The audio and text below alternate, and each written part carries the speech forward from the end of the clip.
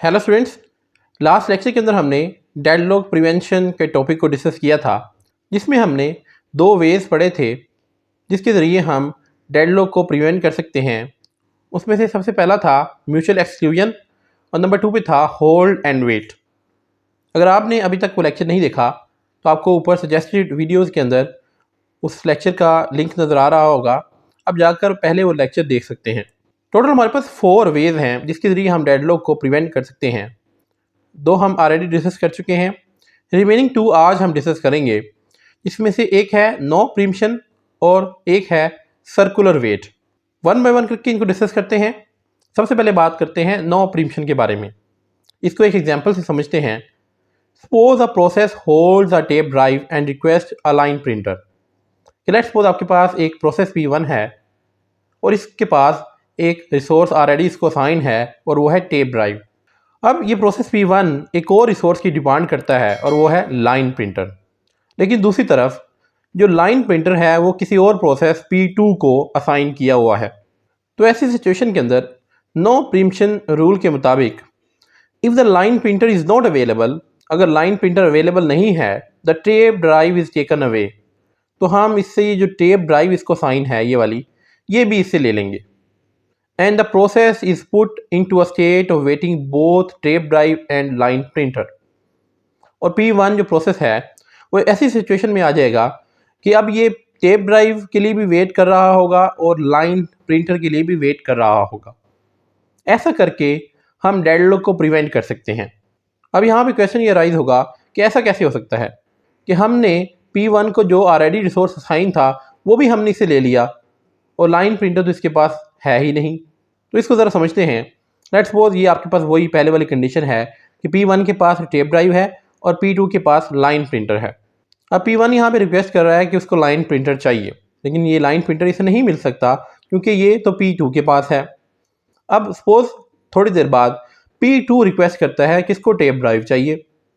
अब यहाँ पर P1 जो है वो लाइन प्रिंटर की रिक्वेस्ट कर रहा है और P2 जो है वो टेप ड्राइव की रिक्वेस्ट कर रहा है। ये सिचुएशन को समझे। इस सिचुएशन को हम कहते हैं डेडलॉक। ये हम ऑलरेडी डिस्कस कर चुके हैं कि डेडलॉक क्या होता है। जब एक प्रोसेस ऐसे रिसोर्स का वेट कर रहा हो जो दूसरे के पास है और दूसरा ऐसे रिसोर्स का वेट कर रहा है जो पहले के पास है, तो ऐसी सिचुएशन को हम डेडलॉक कहते हैं। तो इसी सिचुएशन से बचने के लिए हमने बेसिकली टेप ड्राइव जो है वो P1 से ले ली थी। वही सिचुएशन दोबारा क्रिएट करते हैं। हमने P1 जो है उससे टेप ड्राइव ले ली। तो अब अगर P2 रिक्वेस्ट करे टेप ड्राइव की, तो हम ये जो टेप ड्राइव है ये P2 को असाइन कर सकते हैं। तो इस तरह से हमारा डेडलॉक क्रिएट नहीं होगा। P2 जो है वो कंप्लीट एग्जीक्यूट हो जाएगा। एग्जीक्यूट होने के बाद ये दोनों रिसोर्सेज फ्री हो जाएंगे और ये फिर हम P1 को दे देंगे और फिर P1 भी कंप्लीट हो जाएगा। तो नो प्रीम्पशन टेक्निक हमें ये कहती हैं। Preemption of resources means that we take away resources from processes when they are waiting for other resources। कि प्रीम्पशन का मतलब ये है कि अगर कोई प्रोसेस दूसरे रिसोर्सेज का वेट कर रहा हो तो ऑलरेडी जो उसके पास रिसोर्सेज हैं वो हम उस प्रोसेस से ले लेते हैं। इसी चीज़ को हमने इस एग्जांपल के अंदर डिस्कस किया है। लेकिन इस टेक्निक के अंदर एक प्रॉब्लम है। प्रॉब्लम ये है, this scheme can also lead to starvation for a process that needs several popular resources at the same time।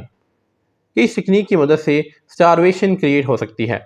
Starvation क्या है कि किसी प्रोसेस को अनलिमिटेड टाइम के लिए वेट करना पड़ सकता है। लेट्स सपोज आपके पास ये दो प्रोसेसेस हैं और P1 को ऑलरेडी 3 मेजर रिसोर्सेज असाइन हैं। टेप ड्राइव इसको असाइन है, प्रोसेसर भी इसको असाइन है और रैम भी इसके पास है। लेकिन लाइन प्रिंटर एक ऐसा रिसोर्स है जो P2 को असाइन है। अब सपोज करें P1 रिक्वेस्ट करता है कि उसको लाइन प्रिंटर भी चाहिए, तो इस टेक्निक के मुताबिक हम इस P1 से बाकी के रिसोर्स भी ले लेंगे। क्योंकि लाइन प्रिंटर P2 को असाइन है तो हम P1 को तो इसे दे नहीं सकते, तो हम यहाँ पर ये वाली नो प्रीम्पशन टेक्निक अप्लाई करेंगे और इससे ये रिसोर्सेज ले लेंगे। तो लेट्स सपोज यहाँ पर कुछ नए प्रोसेसेस आ जाते हैं। एक P3 आ जाता है, एक P4 आ जाता है। P3 टेप ड्राइव ले लेता है और प्रोसेस 4 जो है वो प्रोसेसर ले लेता है और एक और प्रोसेस P5 इससे रैम भी ले लेता है। तो अब P1 के पास ना तो रैम है, ना इसके पास प्रोसेसर है, ना इसके पास टेप ड्राइव है और लाइन प्रिंटर तो इसके पास था ही नहीं। तो ऐसी सिचुएशन के अंदर P1 के पास कोई भी रिसोर्स अवेलेबल नहीं रहेगा और हो सकता है कि कभी भी P1 को ये सारे के सारे रिसोर्सेज एक वक्त में मिले ही ना। तो यहाँ पर P1 अनलिमिटेड टाइम के लिए वेट ही करता रह जाएगा, जिसे हम कहते हैं स्टारवेशन। ये हमारे पास इस टेक्निक के अंदर प्रॉब्लम थी। नेक्स्ट हमारे पास जो टेक्निक है वो है circular wait. We can prevent deadlock by making circular wait impossible. अगर हम सर्कुलर वेट ना बनने दें तो हम डेडलॉक से बच सकते हैं।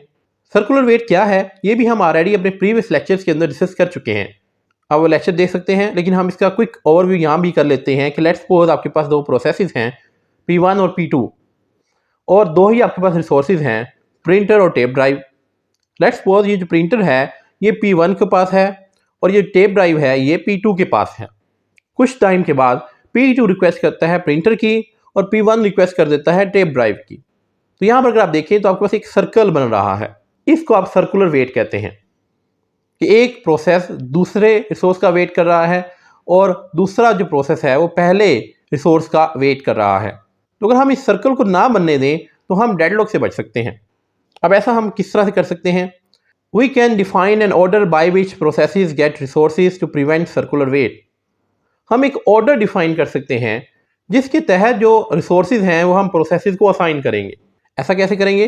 लेट्स सपोज आपके पास दो प्रोसेसेस P1 और P2 हैं और आपके पास 4 रिसोर्सेज हैं A, B, C और D।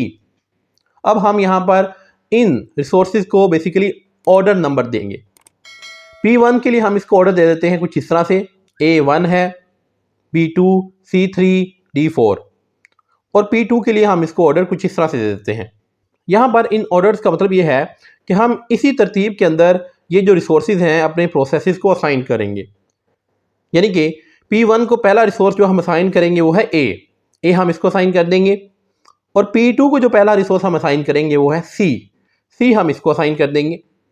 इस तरह से P1 को जो दूसरा रिसोर्स हम असाइन करेंगे वो है B और P2 को जो दूसरा रिसोर्स हम असाइन करेंगे वो है D। इस तरह से अब यहाँ पर रिसोर्सेज असाइन हो चुके हैं। P1 को चाहिए C और P2 को चाहिए A।